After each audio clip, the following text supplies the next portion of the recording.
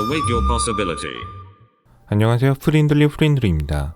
요새 많은 분들이 제가 악플러에 너무 시달려서 목소리도 달라지고 혹여나 정신적으로 힘들지 않을까 걱정을 해주고 계신데요. 먼저 많이 걱정해주시는 구독자님들 진심으로 감사드립니다.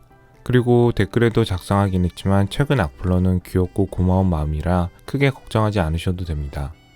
2019년 12월 31일 처음 유튜브를 시작하고 그동안 많은 악플러를 생각해보면 최근 악플러는 완전 귀요미 수준이라서 많이 걱정 안 하셔도 됩니다. 전에는 가족 욕부터 시작해서 생전 들어본 적도 없는 욕이랑 지능적인 조롱, 정말 킹받는 댓글이 많아서 하나하나 다 삭제하고 다시는 댓글 못 달게 블랙을 시켰는데 요새는 유튜브에서 한번 필터링도 해주고 제가 그렇게 열받지 않고 나름 알고리즘도 타게 해주는 고마운 악플이라 다 남겨두고 있습니다. 참고로 악플러들은 지들이 저를 도와주고 있는 것도 모르는 상황입니다.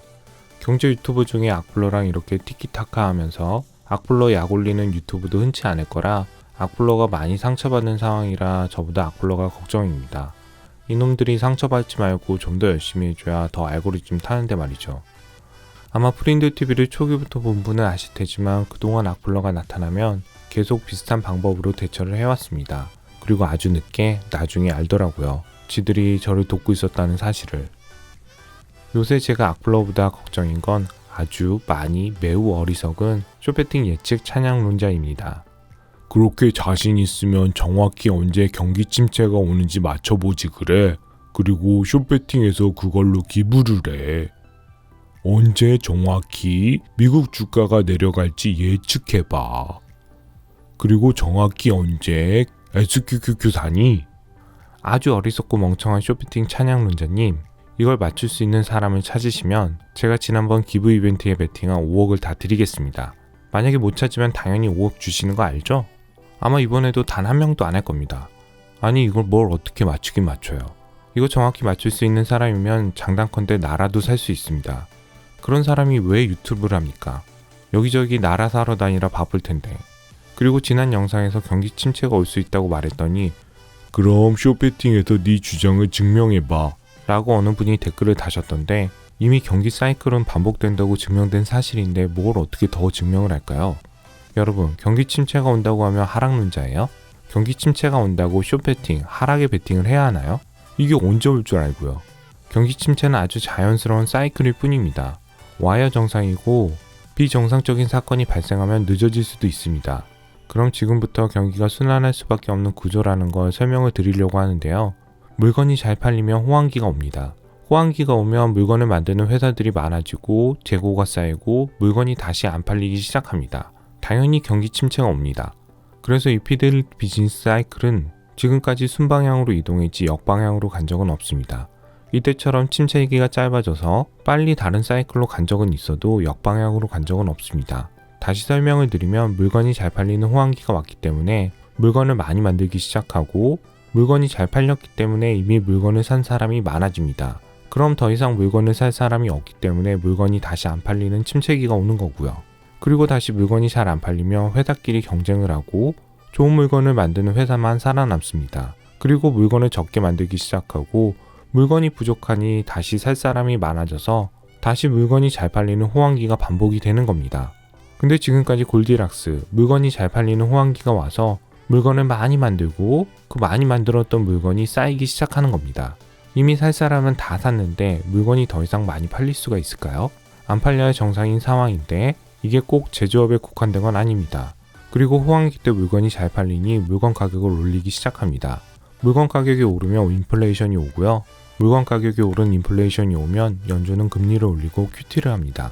그리고 대출금리가 오르니 대부분 회사는 돈줄이 막히기 시작하고 가격이 오른 물건은 안 팔리기 시작합니다.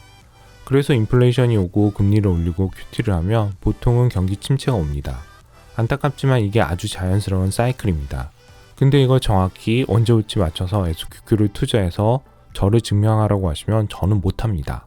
왜? 언제 올지 모르니까요. 누구나 조금만 공부하면 다 아는 이미 수십 년간 증명된 자연스러운 이 경기 사이클을 더 이상 뭘 어떻게 증명을 할까요?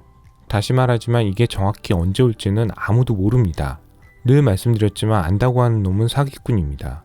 어차피 기부 이벤트 못해서 5억이 남으니 경기 침체가 언제 정확히 올지를 맞추는 분을 데리고 오면 5억을 드리겠습니다. 제가 지난 영상에서 올해 이 세 가지가 올 가능성이 높다고 했지만 올해 안 올 수도 있어요. 이걸 누가 100% 장담을 합니까? 100% 장담할 수 있는 분을 데리고 오셔도 제가 5억을 드리겠습니다. 코로나처럼 변이 팩터가 발생해서 침체기가 몇 개월 안에 휘리릭 지나갈 수도 있습니다. 여러 번 이야기했지만 이 표만 봐도 침체기는 늘 짧았습니다. 그리고 이번에 경기 침체가 온다 하더라도 얼마나 짧을지 모르는데 SQQ를 매수했다가 침체기가 확 짧아지면 어떻게 될까요? SQQ를 사서 증명하라는 분은 지금 제가 무슨 이야기 하는지 이해가 안 되시죠? 제가 제 유튜브에서 주가 하락이 예상되니 주식을 다 파세요. 경기 침체가 예상되니 SQQ 인버스를 사세요.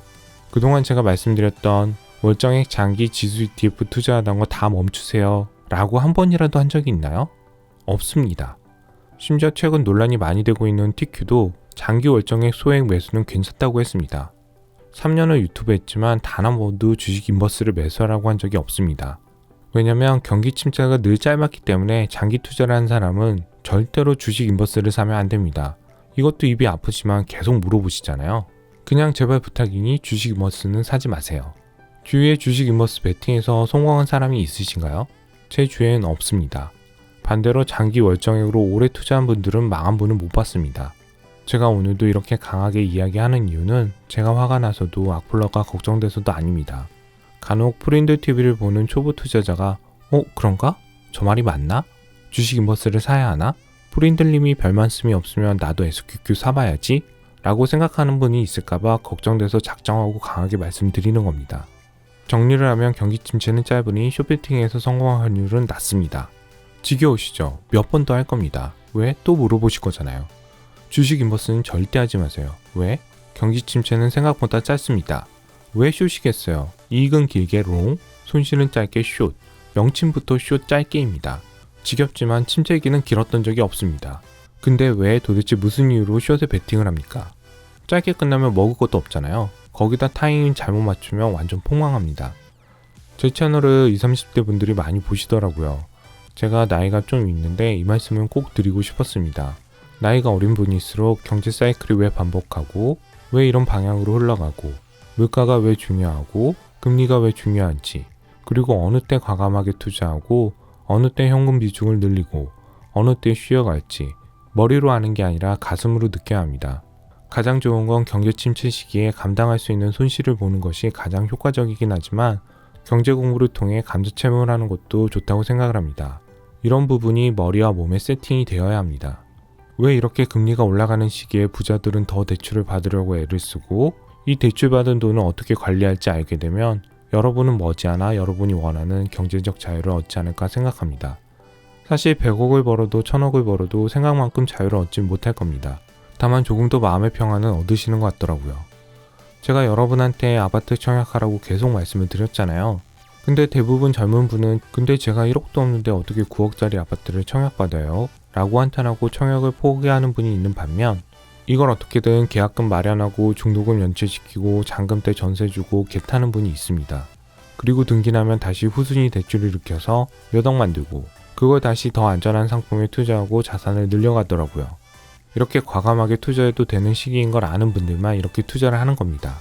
제가 알기로는 젊은 100억대 자산가가 대부분 이런 시기였습니다. 그분들이 원래 돈이 많고 금수저로 태어나고 좋은 대학을 나와서 100억대 자산가가 된 게 아니고요. 본인이 흙수저로 살아왔기 때문에 더 열심히 공부하고 더 참고 기다리고 노력을 해서 된 거지 마냥 운이 좋아서 된 건 아닙니다. 그리고 이런 100억대 자산가 분들이 요새 똘똘하고 안전한 것들 빼고 지금은 정리 중이십니다.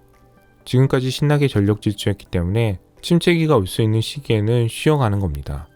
현금 관리하고 산책하면서 쉬다가 다시 침체기가 오면 다시 전력 질주를 하면 됩니다. 그렇다고 언제 올지도 모르는 침체기 때문에 전부 현금화하지는 않으세요. 최대 40-50% 정리하고 5-60억 이상은 계속 투자를 하십니다. 왜? 지겹지만 침체기가 짧게 온다는 걸 다 아시거든요.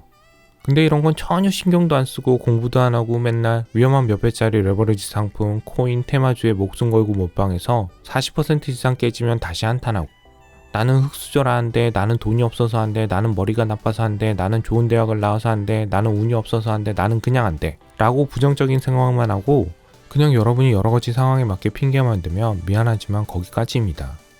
경기 사이클은 계속 반복되기 때문에 언젠가 다시 경기 침체가 와서 미국이 미친 듯이 돈을 풀면 이렇게 공격적으로 투자를 해야 되는데 이 핑계 저 핑계 대고 더 문제는 기회가 기회인지도 모르는 게 문제입니다. 이런 사이클을 여러분이 알고 침체기 걸 때 준비가 되어 있고 판이 깔리기 시작할 때 그때는 TQQ든 코인이든 본인이 마음에 드는 어떤 상품을 얼마든지 하셔도 됩니다. 제가 다른 영상에서 저 세계가 오고 주가가 떨어지면 5억을 베팅한다고 말씀을 드렸잖아요. 이건 빈말이 아니라 진짜고 영상으로 인증을 하겠습니다. 제가 예상하고 장담할 수 있는 건 이런 경기 사이클은 앞으로 평생 계속 반복될 겁니다. 오늘 영상도 불편한 분이 꽤 있을 수 있겠지만 장단컨대 나중에 또 보러 오실 겁니다. 그러니 미리 구독과 좋아요 누르시고요. 행복한 한 주 보내시기 바랍니다. 프랍 트레이더들의 기술적 분석과 더 깊이 있는 경제 공부를 원하시는 분은 검색창에 프린들 연구소를 입력하거나 유튜브 오른쪽 상단에 온라인 강의 신청을 클릭하세요.